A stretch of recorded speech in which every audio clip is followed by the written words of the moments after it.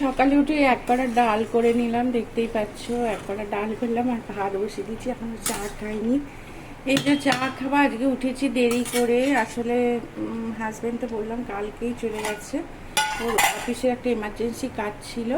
তোমরা হয়তো ভাববে যে রবিবার কিসের কাজ, কিন্তু ও কাস্টমস করে, কাস্টমসের অফিসার ও।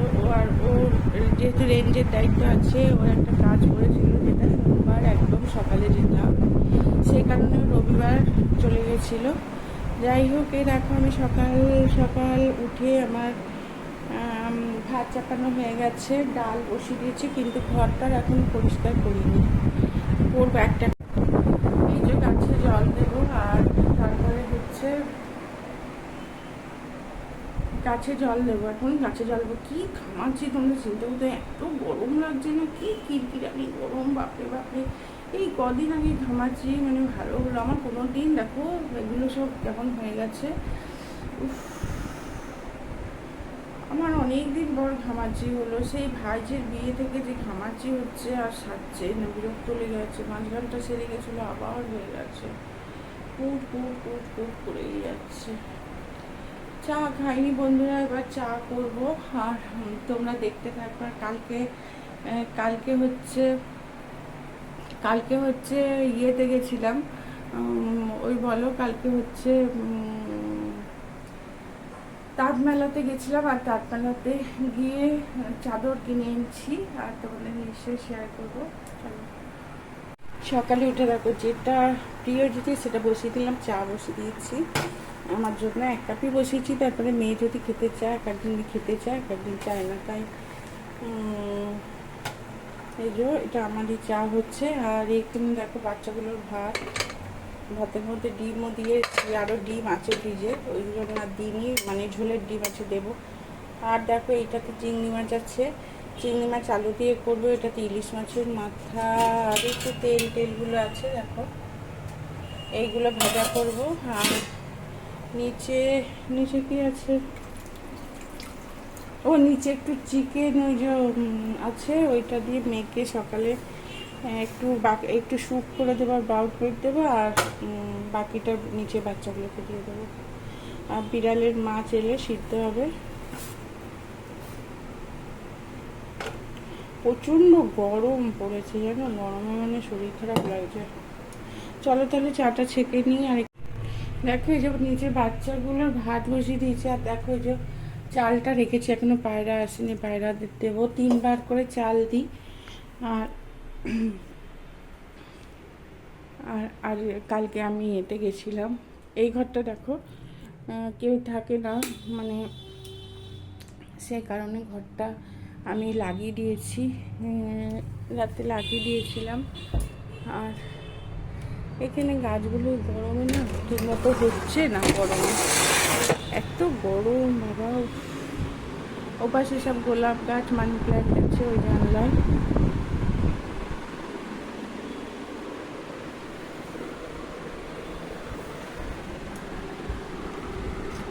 ও বাবা, একটা কি গোলাপ ফুটছে দেখো, হলুদ রঙের একটা গোলাপ ফুটছে।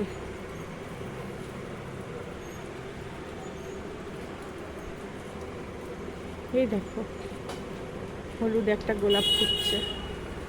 আর ওইখানে দেখো পিঙ্ক পিঙ্ক গোলাপ ফুটেছে। আর এই দেখো আমার চা, বসে বসে এখন চা খাবো। চলো, এত গরম পড়েছে, মানে কালকে তাঁতমেলায় গেছিলাম, তাঁতমেলা থেকে মানে প্রিন্টেক্সের চাদর আগে গত বছরও কিনেছি 600 টাকা, এবারে 900 টাকা। কেন? ওই পিলো কভার সমেত 900 টাকা। আর সিঙ্গেল বেডের হচ্ছে তোমার 430 মনে নিল। সিঙ্গেল বেডের একটা ইয়ে কভার দিল তোমার মাথার, এই একটা 1 পিস পিলো কভার দিয়েছে। আর সিঙ্গেল বেডে, আর ডবল যেগুলো 6-7 বা 7-8 খাট, সেগুলোতে দিচ্ছে তোমার 2টো পিলো কভার দিচ্ছে, আর 2টো করে পিলো কভার দিয়েছে সেগুলো। তবে 900 টাকা করে দাম হয়ে গেছে, প্রচুর দাম বেড়ে গেছে প্রিন্টেক্সের চাদরের। তবে আমি পিলো কভার বাদ দিয়ে নিয়েছি, কারণ এক গাদা ঘরে কভার করেছে, আর আমার ওরকম হয় না, ম্যাচ করে করে চাদর পাতা হয় না। আমি এমনি চাদর পেতে দিই। কিছু চাদর ম্যাচিং আছে, সব তোলা পড়ে আছে, আর প্রচুর ম্যাচিং চাদর আছে। ওই কারণে আমি এবার সিঙ্গেলই কিনেছি। সিঙ্গেলগুলো 700 টাকা করে নিয়েছে, দুটো নিয়েছি 1400 টাকা। এই কিনেছি, কিনে বাড়ি চলে এসেছি। প্রচণ্ড গরম আছে, এরকম ভিড়, মনে হচ্ছে কালকে পুজোর বাজার সবাই করে নিচ্ছে, প্রচুর ভিড়। যাই হোক, আর এই আর কি বলবো, আমি চাদরটা দেখাবো তোমাদের, কেমন হচ্ছে বলবে। 3 বছর হলেও ব্লগ করছি, কোনো ইমপ্রুভ নেই। ইয়ে হয়ে গেছে, সাবস্ক্রাইবার হয়েছে বলতে কম হয়েছে, তা মনিটাইজেশনের জন্য হয়ে গেছে, কিন্তু ওয়াচ টাইম নেই, একদমই নেই ওয়াচ টাইম। যাই হোক, আমার অত তাড়াহুড়ো কিছু নেই, কারণ এরকম নয় যে ইউটিউবের টাকা এলে মানে ভালো, না এলে খারাপ। আমার ধৈর্য যদি থাকে আমি ইউটিউব করবো। হ্যাঁ, তোমরা বলতে পারো যে টাকার জন্য কী করছো। টাকার জন্য আমি প্রথমে জানতামই না যে টাকা পাওয়া যায়, ইউটিউব করতেও পারতাম না, আমি এইসবের মধ্যেই ছিলাম। হঠাৎ করে মানে মনে হলো যে সময়টা কাটে না, হচ্ছে তাহলে করি ইউটিউব, যা পাবো যদি কোনো সময় পাই সেটা আমার পথকুকুরদের, বিড়ালদের জন্য আমি খরচ করবো। ওদের জন্য তো আমি করি, কিন্তু আরও বেশি করে করব। এই কারণে আমি ইউটিউব এসেছি। আর আমার ভালোবাসার সব পথকুকুরদের জন্য, বিড়ালদের জন্য। আর ওদেরকে আমি ভীষণ ভালোবাসি, কারণ একটাই জিনিসের জন্য ওদের উপর আমার ভীষণ মায়া লাগে, যে ওরা নিজেরা তো রান্না করে খেতে পারে না, আর ওদের দেখলে বেশিরভাগ মানুষ যে যা হ্যাট করে এমন তারার, মানে খুব খারাপ লাগে। কেন কুকুর যে কত ভালো মানে পোষ্য, তোমরা চিন্তা করতে পারবে না। ওদের একটা বিস্কুট খালে পরের দিন তোমরা দাও না দাও সেই জায়গায় এসে দাঁড়াবে।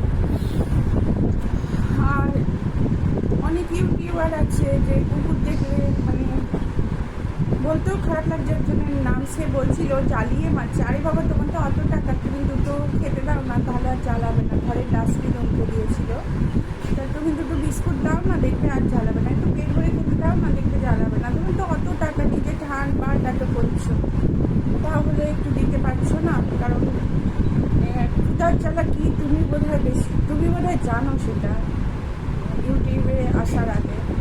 তাহলে ওদেরও তো খিদে পায়, ওদের কি পায় না খিদে? তোমরা যে এইভাবে ওদের তাড়িয়ে দাও। আমি ওদের ট্রিটমেন্টও করি, আমি কিন্তু চাকরি করি না। আমি সংসার খরচ বাঁচিয়ে বা আমার মেয়েকে ঢুকে আমাকে যে হাত খরচ দেয়, সব টাকা আমি নিজের জন্য বেশি খরচ না করে আমি ওদের জন্য বলতে পারো এটা আমার নিঃস্বার্থ ভালোবাসা। আমি সেই কারণে ইউটিউবে এসেছি, যে দুটো যদি আমি মানে রোজ একটু যদি টাকা পাই, আমি সেই টাকা ওদের আরও অনেক কুকুর, আমি এখন বর্তমানে 30টা কুকুরকে খাওয়াই, আর এবং ট্রিটমেন্টও করি। আর যদি ইউটিউবে টাকা পাই, তাহলে আরও কুকুরদের আমি সাহায্য করতে পারবো। তোমরা হয়তো ভাবে মানুষকে কেন করো না, মানুষের সাহায্যের জন্য অনেক লোক আছে। মানুষের কোনো অসুবিধা থাকলে সে বলতে পারবে, চাইতে পারবে। আর মানুষের জন্য সরকার করে অনেক, কিন্তু ওদের জন্য সরকারও করে না। এনজিওগুলো আছে তারা করে, আর যারা অ্যানিমেল লাভার্স তারা করে। তাই তোমাদেরকে বলবো, তোমরাও পথকুকুরদের দেখতে পেলে একটু বিস্কুট অন্তত দিও। এত টাকা রোজগার করছো, ওদের জন্য একটু খরচ করো।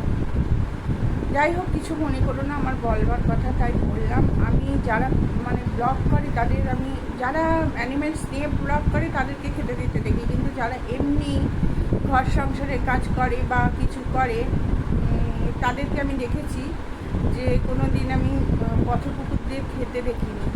অনেক জায়গায় ঘুরতে বেড়ায়, পথকুকুর সামনে দিয়ে চলে যায়, দাঁড়িয়ে দেয়, খেতে দেয় না। আর সেটা মানে ভীষণ খারাপ লাগে, আর কিছু না। সবাই যদি ভালোবাসি, ওদেরকে তো ভগবান পাঠিয়েছে। আমাদের যেমন ভগবান, আমাদের বুদ্ধি আছে বলে আমরা রান্না করি, ব্যবসা করি, চাকরি করি, এইসব। ওদের বুদ্ধি নেই, তবে ওদেরও কম বুদ্ধি নেই, ওদের ভালোই বুদ্ধি আছে। পুলিশের কাজেও ওরা সেই জন্য লাগে। ওরা যা পারে সেটা হয়তো মানুষ পারে না। সারা রাত জেগে ওরা রাস্তা পাহারা দেয়, তোমাদের বাড়ি পাহারা দেয়, দোকান পাহারা দেয়, আর তোমরা সেই ওদেরকে একটু খেতে দাও না। বেশিরভাগ মানুষই আমি দেখেছি খেতে দেয় না, বেশিরভাগ মানুষই খেতে দেয় না। তা আগে প্রিয়াকে দেখতাম খেতে দিত, নামটা বলে দিলাম।